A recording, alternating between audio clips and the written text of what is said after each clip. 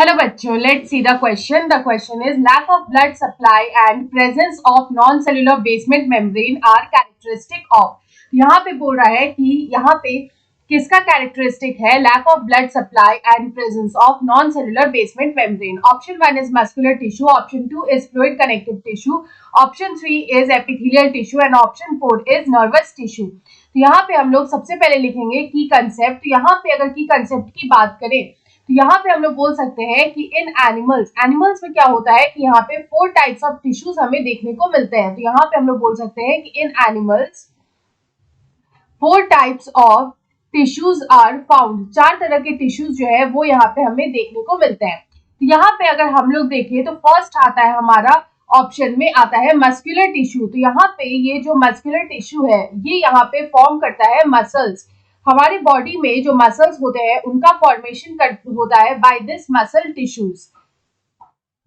तो यहाँ पे हम लोग बोल सकते हैं this muscle tissues it forms the muscles of our body. तो हमारे बॉडी का जो मसल्स होता है वो ये फॉर्म करता है. तो यहाँ पे हम लोग लिख सकते हैं it forms muscles of our body.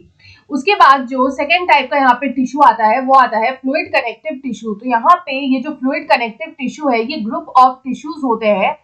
It is a group of tissues जो यहाँ पे वेरियस सेल्स को कनेक्ट करते हैं. तो यहाँ पे अगर हम लोग इसका एग्जाम्पल देखें तो आता है ब्लड एंड लिम्फ.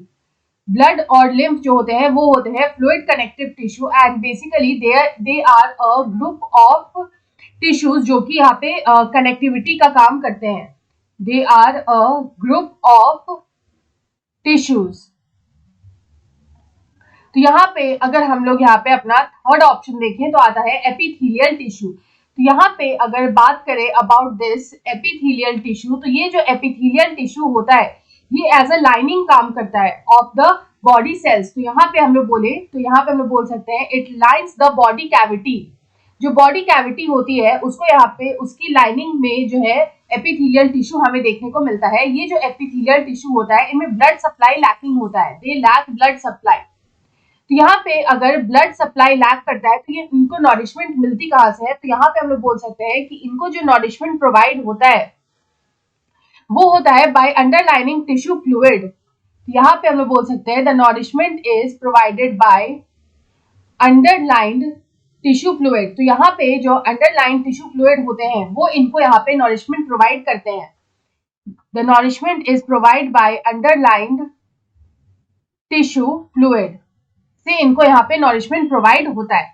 यहाँ पे अगर ये सेल्स की बात करें तो ये रेस्ट करते हैं ऑन द बेसमेंट मेम्ब्रेन. तो यहाँ पे हम बोल सकते हैं they rest on a basement membrane. और ये जो बेसमेंट मेम्ब्रेन होता है ये किसका बना होता है. तो यहाँ पे फर्स्ट ऑफ ऑल ये जो बेसमेंट मेम्ब्रेन होता है ये होता है non cellular. It is non cellular and it is made of glycoprotein. यहाँ पे ये बना होता है ग्लाइकोप्रोटीन का. ग्लाइकोप्रोटीन के अलावा ये बना होता है म्यूकोपॉलीसैकेराइड का. It is made of mucopolysaccharide का बना होता है. यहाँ पे इस तरह से हम लोग बोल सकते हैं कि ये होता है हमारा epithelial tissue.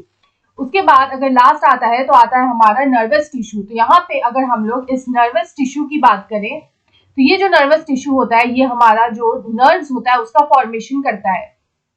It forms the nerves of our body.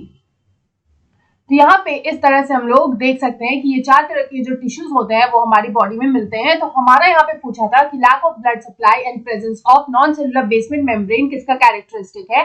तो वो है characteristic of the epithelial tissue. तो यहाँ पे ऑप्शन हमारा 3 में दे रखा है epithelial tissue. So option 3 is the right answer. I hope you understood it well. Best of luck.